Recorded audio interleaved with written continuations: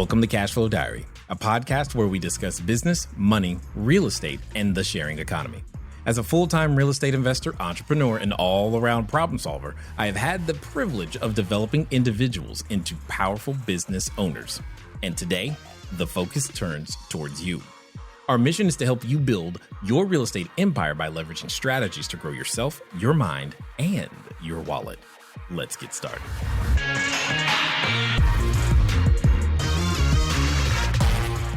You know, they need conviction. They need to see that very thing. I will give you and walk you through right now the exact same exercise that I did with Dante a little while ago. And I will tell you the same thing I told him. If you are willing to do this exercise exactly as prescribed and to complete it within the next 72 hours, you will create, you, not me, for you, you will create the possibility of having more capital than you need relative to the number of units you're currently approved or could go get. But you've got to be willing to complete this exercise exactly as prescribed. And you've got to be willing to do the exercise within 72 hours. If you do this, it will give you access to the capital you need, period. Are you willing to do it? And this is where we can sometimes get into some challenge. There's a lot behind the words. When you go through Income Infusion, you'll understand why we don't start conversations with, hey, how are you doing and what's going on? You'll understand why we do that. It is literally, hey, Matt, Jay, I know we haven't spoke for a long time, but I'm calling for two reasons. One, talk business. Second, catch up. Literally that's sterile, if you will, that direct.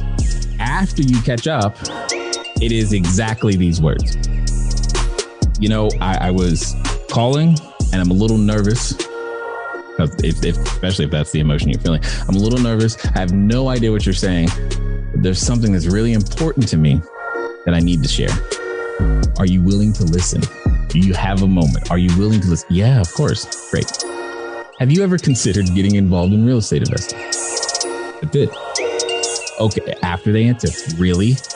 Why? This is the only time you don't really care what their answer is.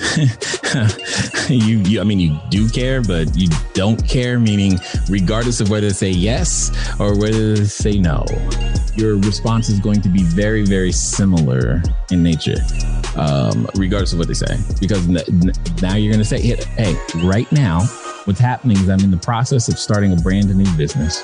And what I'm looking for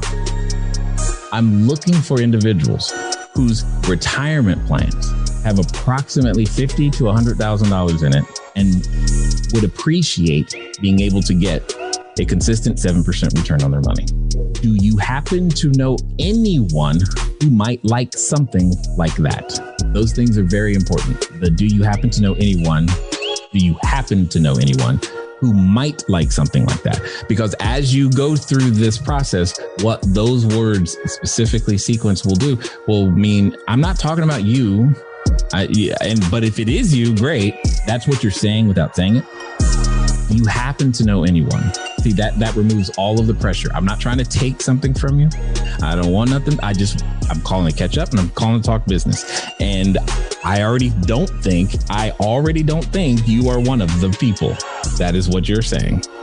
But more importantly, you're opening the door to the people that it could to who they know who it could possibly be.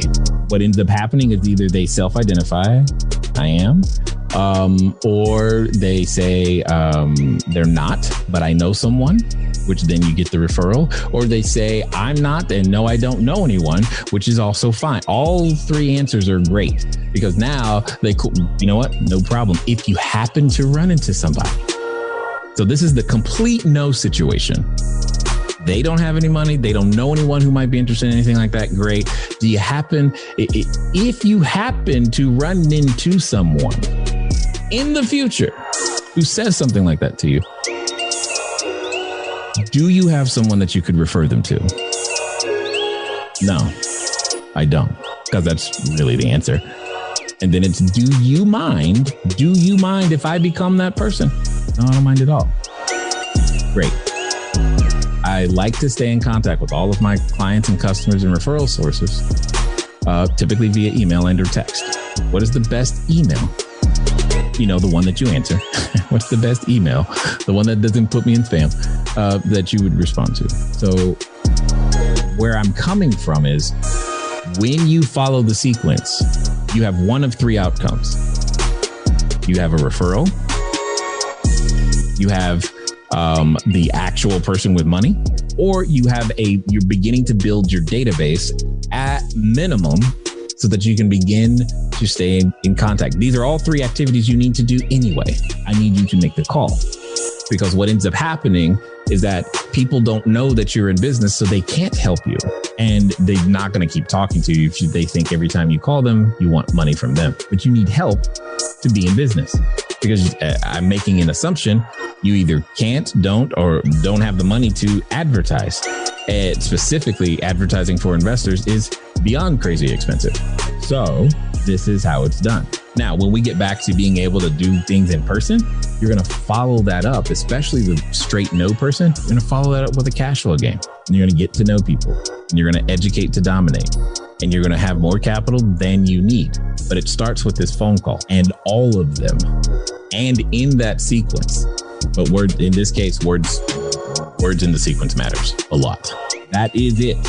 But you've got to do all of them. You can't stop because it doesn't feel good, or you're not getting the responses you think or feel you should get, or it's uncomfortable.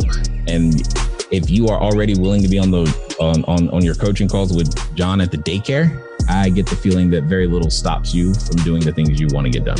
I just need you to thoroughly complete the entire exercise, because it will be, again, you may get nothing from any of the people you know, and it'll still be successful because they, at least worst case scenario, everybody now knows you're in business, which is more than what you have right now. That's your worst case scenario.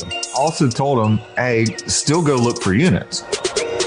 Oh, absolutely. It's not one or the other. They both happen simultaneously.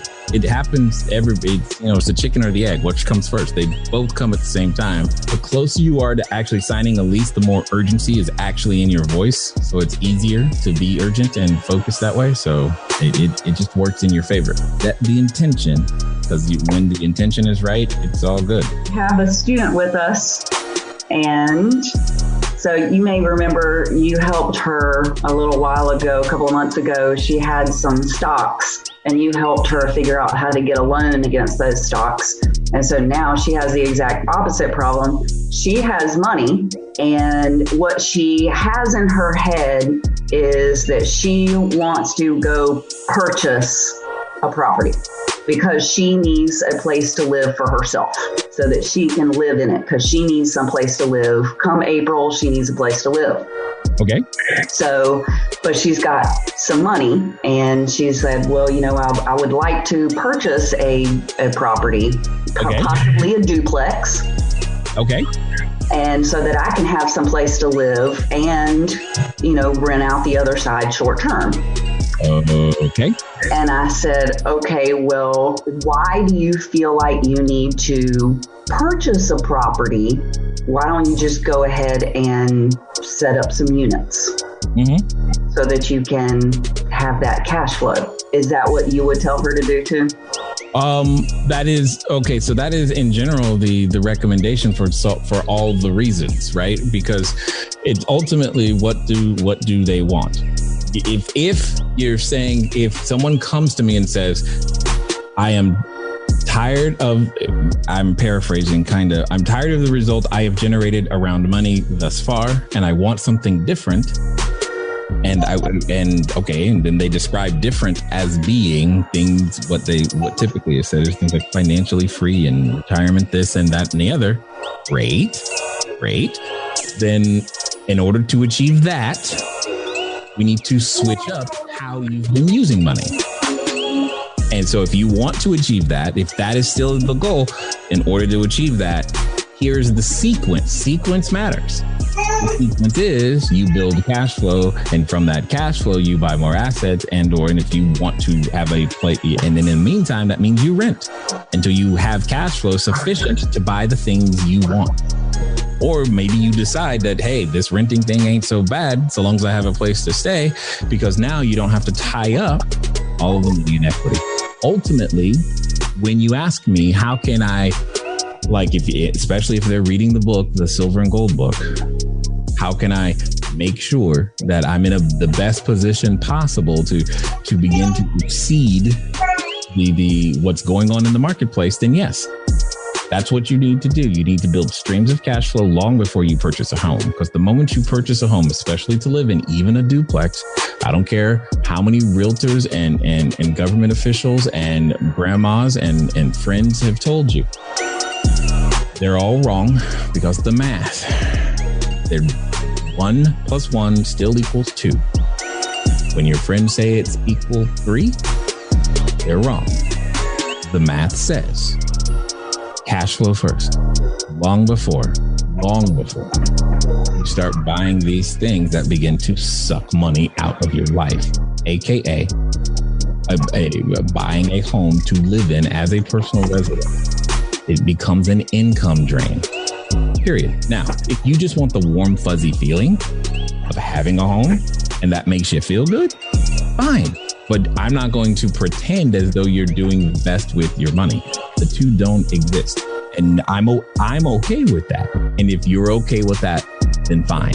So that's really the situation. If you want to own a home because you want to own a home, fine. But you are wrong if you think you are owning a home and being and putting yourself in a position that allows you to financially advance at the same rate. You're not. And that's because science, also known as math.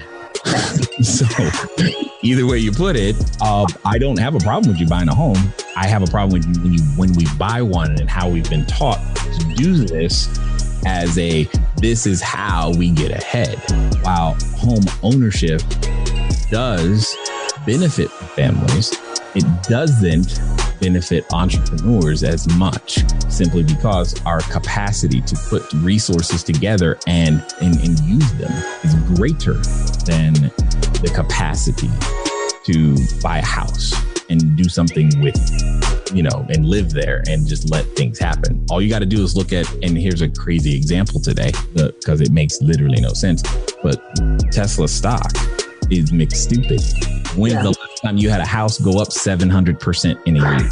Right. Somewhere near never is your answer. And that's because the company has the capacity to create value on a scale like we've never seen. Well, entrepreneurs have the same thing. Every time you create a short-term rental unit, and again, depending on how you're operating an area of the country, you're easily creating $50,000 of equity. So here's what I know. You can have your house. I'll take the same capital and create $500,000 equity the first year. And you're like, yeah, see, we're the same. Wonderful. What do you think is going to happen the second year? My equity is going to double. Is yours? Maybe. What about the third year? Fourth? Fifth? This is how you end up falling behind. You use capital inefficiently. You fail to realize that it's a tool. It's stored up energy like everything else. That's all I'm saying. But go buy a house. Just do so and know that that warm, fuzzy feeling, yay, you did it. But that's what you're buying. Now, people typically don't like the fact that I'm that direct with it. But that's not my problem. My goal, why I'm here, is to help you move forward.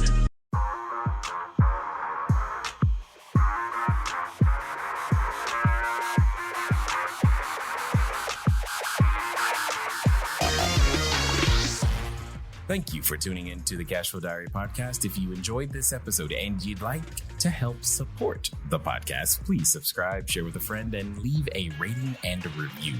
If you'd like to keep the conversation going, head over to CashFlowDiary.com to sign up for our email list, as well as check out all the links and resources in the show notes.